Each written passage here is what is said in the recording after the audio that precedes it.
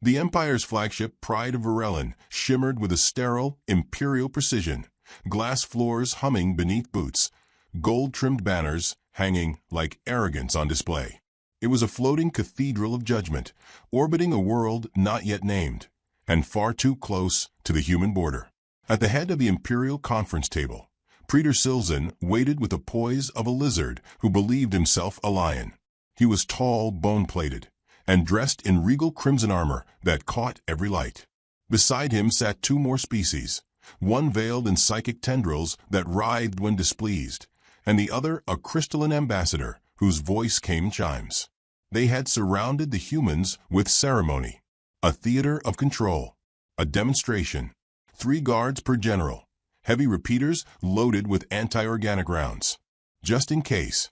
The humans? They were late. Then the doors opened, not in a hurry, not flung, but with the lazy, confident hush of someone arriving exactly when they meant to. General Nadia Frost entered first. Her steps were soft, deliberate, almost predatory in their silence. She wore a dove-gray suit, civilian in appearance, though her posture had all the elegance of a coiled knife. A silk scarf tied at her throat fluttered when she walked, patterned with blue poppies and pale stars. She smiled as if she already knew the punchline. Behind her came General Harlan Reeve, taller and broader, with sun-scorched skin and a half-chewed toothpick between his teeth. He wore old cowboy boots that clacked against the pristine floor, and his military badge was pinned upside down on purpose. He gave the guards a cheerful wink and made no apology for it. Last was General Merrick Tau. He entered without looking at anyone, eyes tracing the floor as if following ghosts. His uniform was unadorned. No insignia, no rank patches. He held a worn leather notebook in one hand, a black pen in the other. His lips moved soundlessly as he read lines only he could see. They took their seats like tourists. Nadia sat first, folding her scarf neatly, crossing one leg over the other. Reeve leaned back with a creak, kicking one boot up on the chair beside him. Tau sat without sound, pen already dancing across his notebook. Praetor Silzen cleared his throat. We are here under imperial sanction, convened to address humanity's recent violations. Specifically, your species' covert assaults on Empire infrastructure, your unauthorized presence near Zalthar space, and your growing refusal to honor interstellar treaty code. He tilted his head. You may speak in your defense.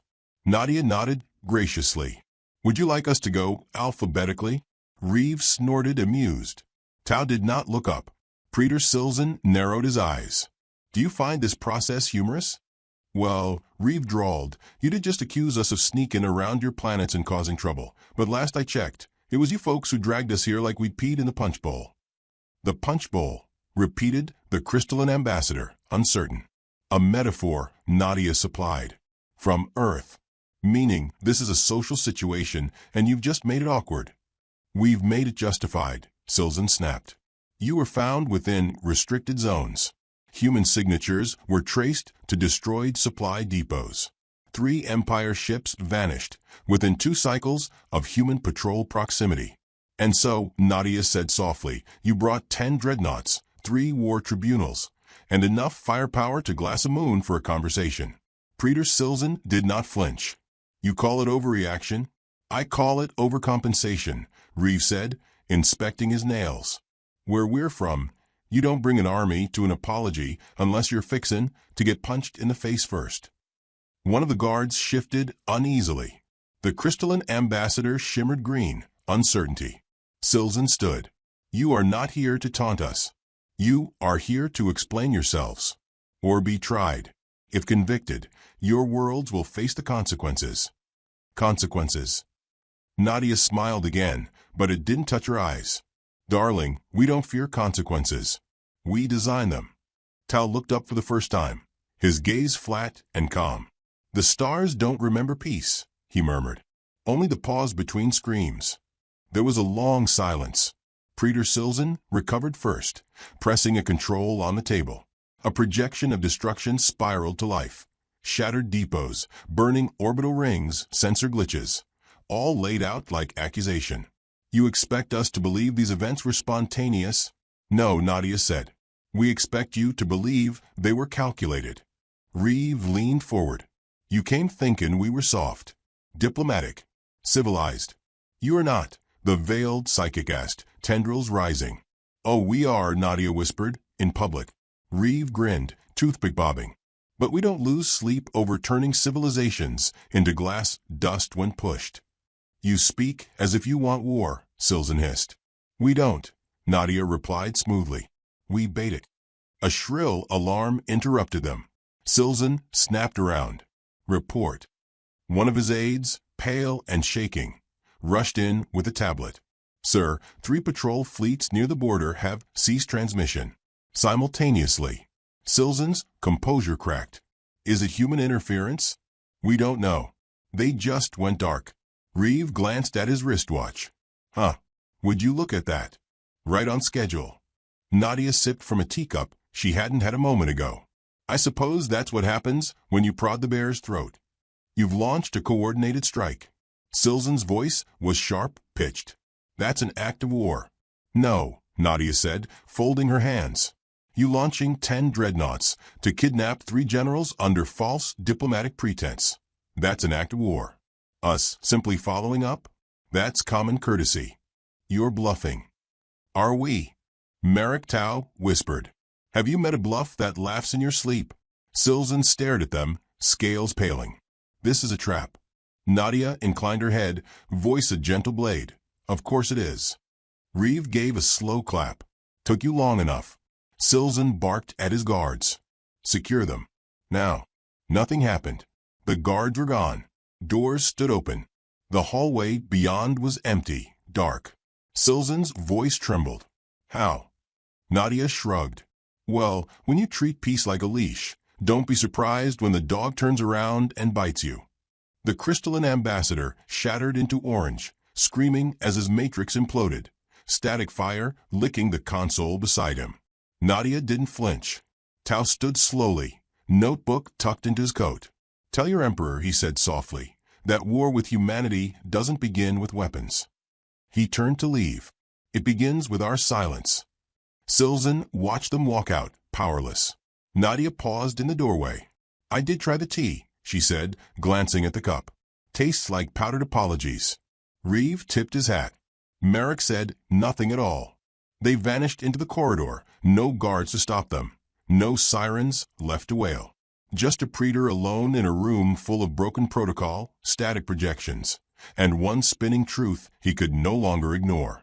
He hadn't captured 3 humans. They had captured him, and he was still smiling. The pride of Varellan's brig was pristine. Too pristine. A place designed to intimidate, its white walls sterile and silent, its air recycled, so clean it felt artificial. There were no shadows, no corners, no warmth. Only symmetry, order, and the illusion of control. The cell was clear-walled, each general given a separate enclosure, though they could see one another through the transparent duraglass, like fish in tanks. The guards had stopped speaking to them 3 hours ago. The cameras never blinked. Reeve lay on his cot with both hands behind his head, chewing what looked like gum but wasn't. They got good taste in architecture, he muttered, glancing at the floor. If you're into morgues. Tau sat cross-legged, his eyes closed, his fingers tracing the edge of a worn leather book. Occasionally, his lips moved, but no sound emerged. Nadia Frost didn't sit. She stood in the middle of her cell with her hands folded before her, studying the wall across from her as though reading a poem written in light. She wasn't fidgeting. She was waiting, the kind of waiting that made men nervous. The guards stood at attention, armor humming faintly. They wore rebreathers and translator hoods, high-grade riot suppression gear. One of them, a younger officer with mottled green scales and twitchy fingers, shifted uncomfortably as Nadia turned her head slightly and smiled at him. Don't blink too long, she said sweetly. The air in these cells has a funny way of rearranging loyalty. He looked away. A soft chime sounded from the corridor, and the locking mechanism began to hiss. Reeve sat up, stretching. And here I was hoping they'd just forget we were here. I was getting comfortable. The door opened with imperial ceremony. Praetor Silzen entered, expression drawn tighter than before. Behind him marched 4 additional guards, all armed with repeater lances and shoulder-mounted shot cannons. Overkill. "We're moving you," Silzen said shortly. "Orders from the War Tribunal. You will be transferred to the Bastion of Reason, tried under Article 7. "Sounds very impartial," Nadia murmured. "You won't speak during transfer," he barked. "Any sudden movement will be treated as an act of aggression." Reeve raised both hands lazily. "Ain't no movement sudden at my age, sugar.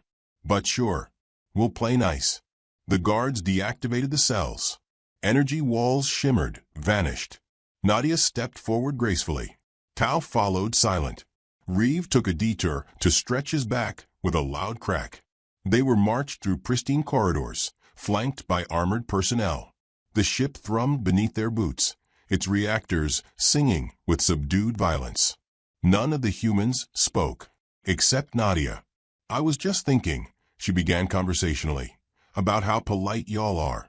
So careful, so clean, everything in its place." Silzen didn't answer. She continued anyway. "Back home, we've got a saying. The cleaner the room, the bloodier the crime. Ever hear that one?" "Quiet," barked the lead guard. Reeve snorted. "You better let her talk. Otherwise she gets real creative." They reached the hangar access doors, 12 meters of metal reinforced with null fields. The shuttle beyond was sterile and gray, lined with holding seats and neural suppression cuffs. "Step inside," Silzen ordered. Reeve held up a hand. "Before I step into any flying coffin, can I just check the seal integrity? Last time I rode one of these, the life support had a leak. Kinda took the fun out of surviving." Silzen sneered. "Do you take anything seriously?" Reeve's smile vanished. "You brought an execution team to a transport job. My fun left when you made the mistake of caging animals you didn't study first." The lights flickered. Once. Then, again. Silzen turned. "What is?" The lights cut out entirely. Total black. For a heartbeat, the ship was silent. Then the screaming started. Gunfire erupted down the corridor, sharp and sudden.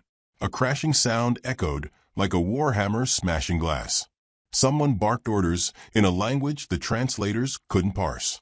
The floor tilted. Emergency lights blinked crimson. The humans hadn't moved. The guards turned, weapons up, forming a circle around their prisoners. Defensive posture. Reeve coughed. "Boy, you really don't get it." Nadia tilted her head. "We weren't your prisoners. You were our transportation." A whistling sound, high and pure, pierced the hallway. Then came the explosion. The blast door behind them shattered inward, throwing 2 guards across the floor like broken dolls. Smoke rolled in, thick and electric with the tang of ionized air. Through it stepped 5 figures, tall, smooth-helmeted, entirely silent. Not human, but not Empire either. They fired precision shots, disabling weapons, dropping guards before anyone could blink. The humans stood untouched. "Who?" Silzen wheezed, trying to reach for a sidearm. Reeve casually kicked it away. "You've been boarded, bud. And before you ask, yes, it's ours." "Kinda." Silzen stumbled back. "You coordinated this?" "Technically you did," Nadia said cheerfully. "When you rerouted our transport through this sector, you passed directly beneath a little orbital speck we planted 2 years ago." "You mean?" "A relay station, disguised as debris," Tao murmured. Nadia turned toward the nearest down guard, taking the shock cannon from his limp hand. She checked its weight, nodded, and slung it over her shoulder. "Get to the command deck," she said to Reeve. "Disable outbound comms." Reeve cracked his knuckles. "With pleasure." "What about him?" Tao asked, pointing to Silzen. Nadia walked over to the praetor, crouched beside him. "You're going to sit here," she said softly, "and think about every step you took to get here. Every arrogant order. Every time you ignored the warnings. Every peace summit you mocked. You're going to sit in your ship, helpless, and realize the war you wanted was a trick you played on yourself. You'll never get away with this." "Oh, darling," she whispered, "we already have." Tao's voice cut through the haze. "Time." 3 minutes, Nadia answered. More shots echoed in the distance, this time from the starboard hull. Reeve's voice came through a wrist transmitter. Deck's clear. Got a few clingy AI routines, but nothing our override can't choke. Begin dump protocol, Nadia said. You got it. Purging logs now. Locking their drives in a loop. Good. Keep the escape pods prepped. As if on cue, a groan rippled through the hull. The ship shuddered. Warning lights spiraled to red.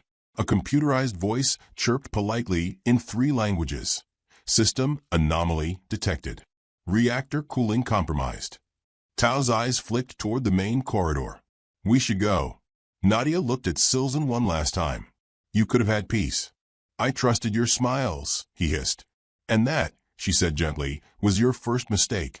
They moved fast, flanked by the silent operatives, cutting through side corridors toward the shuttle bay. The Empire's internal systems were buckling. Security drones spun in confused loops, targeting allies, shooting walls. A trap laced through with silence and subterfuge. As they boarded their escape vessel, Reeve gave a low whistle. This is a nice bird. I vote we keep it. Get us out, Nadia said. He dropped into the pilot seat, hands dancing over controls like a pianist. Hang on, sweetheart. We're gonna fly this tin can right out of their ego. The shuttle peeled away from the pride of Varellan moments before its reactor finally failed. Behind them, the dreadnought went dark. No explosion. No fireball. Just silence. Every light blinked out. Every system failed.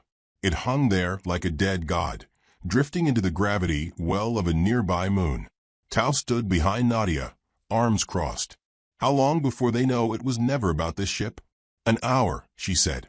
Maybe 2. Depends on how fast the Praetor screams. Reeve laughed. He's gonna scream real pretty. Nadia sat down slowly, brushing dust from her scarf. Her fingers trembled, but only slightly. She looked out the window, watching the dead vessel spin. This was the easy part, she said. Tao nodded. Now they'll start to panic. Good, Reeve said, steering them toward the stars. Let M. Far below, the Empire's pride began its long descent toward the surface of the unclaimed moon. And far above, 3 humans sailed into the dark with smiles on their faces and bloodless hands, leaving behind only silence, smoke, and the beginning of a very carefully written war. The Galactic Senate met beneath chandeliers of bioluminescent coral, each tendril pulsing to the tempo of their stress. Murmurs and blame ricocheted across the chamber like uncontrolled weapons. The destruction of the pride of Varellan, one of the Empire's finest warships, had silenced the outer sectors. Entire systems had gone dark. No retaliation. No response. Only static. Ambassador Trawl of the Naharn, normally a voice of soothing diplomacy, now hissed without modulation. You do not understand humans. They are not soldiers. They are performers of violence. It's personal to them. And we provoke them, spat the Vixari general, his tendrils writhing in the Senate floor's nutrient mist. 3 individuals destroyed a ship, and suddenly our borders collapse. They weren't even armed. They were armed with forethought, whispered the Cristerii envoy, his voice chiming mournfully. They let you think you were in control.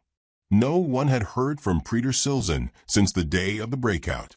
His ship's wreckage was found gently pressed into the side of a small moon. No survivors. No trace of human DNA, either. As if they had never been there at all. The fear, now, wasn't about the generals. It was about what else might already be in motion. On the outer rim, 3 Empire-controlled systems failed to check in with Central Command. At first, it seemed like a minor relay disruption, until the backups failed. Then the drones monitoring deep space activity stopped reporting entirely. They hadn't just lost contact. They'd lost presence. In Sector 9 Zeta, a quiet station known as Whisperhold began to scream. A mining moon orbiting the gas giant Koran. 3 flickered offline. When the recon crew arrived, the settlement was intact, untouched, but every weapon was missing. The hangars were clean. The databanks had been wiped. A poem had been left on a loop across every screen, each letter handwritten, scanned, and played in haunting cadence. They brought us chains shaped like treaties. So we brought scissors shaped like smiles. And now we're gone, but you are not free. Command classified it immediately, But the damage had begun. Panic. Speculation. Rumors of a human shadow force. In the heart of Empire territory, General Nadia Frost sat in a powder-blue armchair, legs crossed, reading aloud a recipe for sourdough pancakes to a listening station disguised as a cooking program. The transmission bounced through 7 ghost satellites and a decommissioned moon antenna on the edge of human space. Her tone never changed. "We mix it with patience," she said, tapping the side of the mug beside her. "Let it rise. Let them think nothing's coming. That's the real trick of it." At her side, Merrick Tao polished a blade slowly, listening to the rhythm of her voice as though it were a lullaby. He had not spoken for 2 hours. "Have they noticed the pattern yet?" Nadia asked. He nodded once. "They noticed the absence. They have not yet named it a design." "Good. They're still breathing in disbelief." Back on Earth, a small audience gathered at an underground facility that technically didn't exist. A war map the size of a hangar wall glowed with blinking red lights. At its center, General Harlan Reeve leaned against a rusted tractor hood, chewing a stem of dried lemongrass and tapping out commands on an ancient laptop. "They still think we're mad," he said, nodding toward a junior analyst. "Yes, sir. That's what their broadcast says. Unhinged apex primitives with antique minds and unchecked bloodlust." Reeve chuckled. "You tell them we got lawn chairs older than their capital city?" The analyst blinked. No, sir." "Well, someone should. Anyway, status. We've successfully induced command confusion across 4 key nodes. No formal countermaneuvers yet. They're still debating whether to escalate or apologize. Let 'em stew. You cook fear on low heat." "Sir." "Never mind." He shut the laptop and stood. The floor shuddered slightly, a new transmission syncing. Behind him, an audio feed crackled to life. A broadcast from the Empire's grand strategist began to stutter through. "Deny all allegations, seek clarification from Terran High Command, a request for immediate cease." Then silence. Someone had intercepted the signal and replaced it. A human voice, calm and unhurried, began to speak. "You asked what we want. We want you to know we are not lost children, not broken beasts. We are history's favorite mistake and evolution's cruel joke.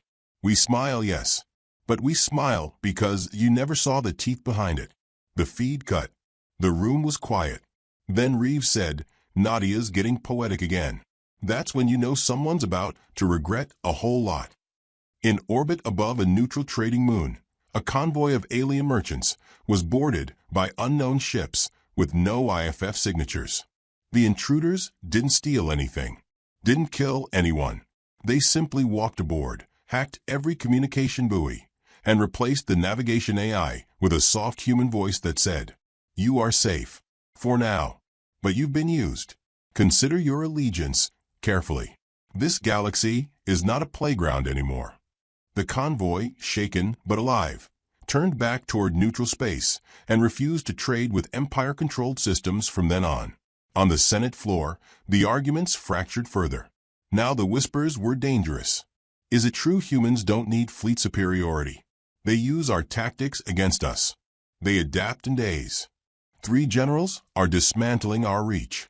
No, they're just the face of it. This has been years in the making. What do we do? Beg. Meanwhile, Nadia walked through a sunlit orchard hidden in one of Earth's underground grow vaults. Her scarf fluttered as wind machines mimic breeze. Tao trailed her, silent, fingers brushing the tops of engineered wheat. "How long?" she asked. Tao replied without hesitation. 12 hours. They will convene the Inner Core Defense Alliance. They will suggest using the resolution cannon. Nadia arched a brow. That would be bold. Suicidal. Beautiful. They are desperate. And desperation, she said softly, writes its name in the dirt before the rain washes it away. She stopped walking. A child approached barefoot, offering a hand-drawn picture of a fox and a blue star. Nadia smiled, took the paper, and folded it into her coat. Tao looked at her. "You still believe in what we're doing?" She nodded. "Because they don't." Above a red dwarf sun, one of the last remaining untouched Empire citadels, finally made contact with human forces. Their message was hesitant. "We request negotiation. This has gone too far." Nadia answered personally. "You only say that because your idea of far was never ours. You thought we were bound by lines and language. But we're bound by memory, and we remember everything." The Citadel powered down their defense grid 3 minutes later, without further prompting. In the last hours before the turning point, the Senate demanded a declaration. "Tell us your demands." A simple response was transmitted, for words carved into the side of a drifting freighter, visible from orbit. "You started this waltz." No signature, no reply, just those words, etched deep enough to glow. Inside a mountain bunker, Reeve wiped his hands on a towel and turned to the monitor. The map had changed colors. Red had become black. "Time," he asked. 30 minutes. Give or take. "On the nose." "Good. I hate to be early for a funeral." "Whose?" "Doesn't matter," he said. "They're the ones digging it." As midnight passed Earth's capital line, a dozen Empire governors resigned. Without a word. The Empire's reach was unraveling not through fire, but fear. And that fear had a name now. 3, actually. But it didn't matter. The galaxy had learned something it would never unlearn. Humans did not need a fleet. They only needed to be underestimated. And in the shadows of this quiet war, beneath broken moons and silent calms, one poem kept reappearing. It changed languages each time, but the message never did. "We tried to be kind. You asked for our teeth. Now smile with us and bleed." The doors to the Empire's throne hall opened without ceremony. 3 humans walked through. No guards flanked them.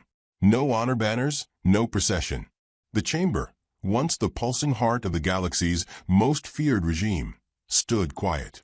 Its audience rows were half empty, its once glorious dome flickering with patches of failed projection screens.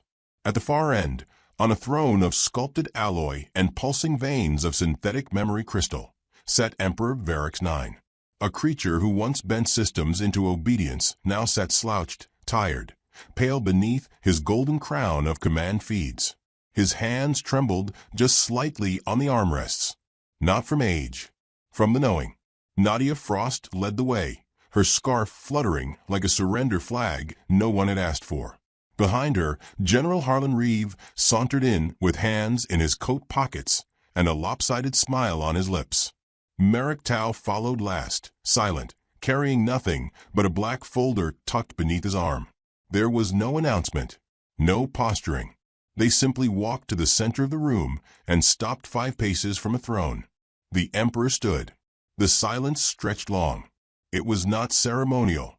It was not formal. It was fear, raw and thin and rising. "You've broken our systems," he said, voice cracked with disbelief more than anger. "Our alliances, our fleets. You've set half the galaxy against the other half, and the rest against themselves. And all without open war." "How?" Nadia tilted her head gently. "We offered truth. You offered ruin. We offered clarity," Reeve said, removing a battered harmonica from his pocket and spinning it in one hand. "You just didn't like the tune." "You were meant to be diplomats," the Emperor growled. "Observers. You came in peace." "And we did," Nadia said. "You mistook that for permission." The Emperor's hands tightened around the throne's arms. "What do you want?" Merrick Tau stepped forward. He opened the black folder. Inside, a single piece of paper. No weapons. No threats. Just a diagram. A web. Connections drawn in ink, hundreds of them. Empire systems, trading houses, puppet governments, proxy wars, fake rebellions. Every lie, every string, exposed. The Emperor's eyes scanned it. At the center of the web, a red dot. Earth. "You've been at this for decades," he whispered. Nadia nodded. "Longer. You let us think we were in control. Let us parade our superiority. We let you build a tower," she said, "so it would fall higher." His jaw clenched. "Why?" "Because we needed you to remember what happens when you provoke a sleeping species," Reeve answered. "We were your allies. No, Tao murmured, voice like cold wind through broken glass. You were the mirror we stopped recognizing ourselves in. The Emperor stared at the three of them. Then, this is conquest. Colonization. Nadia shook her head. It's containment. You can keep your planets, your culture, your rituals. We're not interested in ruling you. Then what are you interested in? Reeve smiled and finally answered, that you never forget what we are. There it was. Naked. The real reason. Not glory. Not revenge. Memory. The quiet horror of human nature, not born from barbarism, but from the ability to choose restraint, and the knowledge of what happens when that restraint is lifted. The Emperor sat down again. Hard. You've destabilized thousands of years of peace. We didn't break it, Nadia said. We peeled back the paint. He exhaled slowly. What are your demands? Tao stepped forward again and placed the folder at the Emperor's feet. No more warships in neutral zones. No more puppet governments on the rim worlds. No more bio-seizures of hybrid children born on border colonies. And no more conscripting Earth-born minors into imperial academies. The Emperor's lips parted slightly. We didn't think you noticed. Nadia's expression sharpened. We notice everything. That's what makes us dangerous. Not our weapons. Not our numbers. Our memory. Reeve tipped his head. That, and we're just damn hard to kill. And if we refuse? The Emperor asked, voice quieter now. Merrick Tao knelt and tapped a button on his wristband. All across the chamber, holoscreens flickered to life. Every one of them showed a different star system. Some were glowing with red warnings, food shortages, militia uprisings, power grid failures. Others showed abandoned outposts, viral messages on repeat, scrawled poems, repeating words in 100 languages. The teeth behind the smile. We are the silence before the strike. You wanted the leash. We became the wolf. The Emperor's voice barely rose above a whisper. You've already. It's done, Nadia said softly. You just haven't signed the paperwork yet. One screen showed a camera feed from inside the Empire's own Senate chamber. Empty. Reeve grinned. Guess they didn't want to be here for the handover. There was a long, brittle pause. Then the Emperor's shoulders sagged. What will you do with me? Nadia glanced at Tao. Tao looked to Reeve. Reeve took a breath, then said what needed to be said. Nothing. The Emperor looked up, shocked. Nothing. He repeated. Nadia stepped closer. We're not here to punish. Not anymore. That's too easy. No, you're going to sit on this throne every day knowing you had the stars and lost them to 3 humans who walked in without raising their voices. You'll stay Emperor, Reeve added, but only so you get to watch what obedience tastes like from the other side of the leash. Tao whispered, we want the galaxy to learn a new word. What word? The Emperor asked. No, Nadia said. A word you haven't heard in centuries. One you'll now hear often. She turned and began to walk away.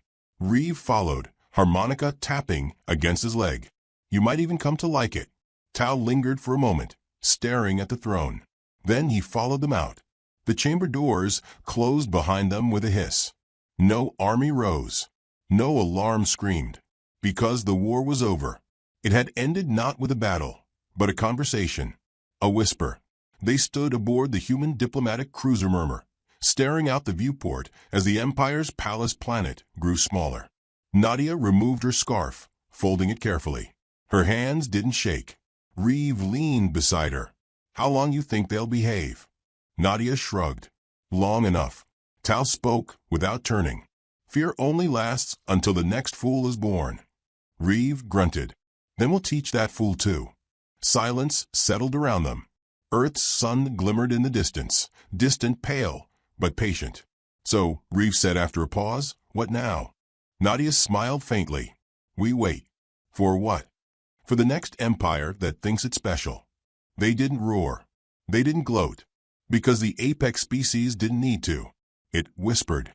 And the galaxy, for once, listened.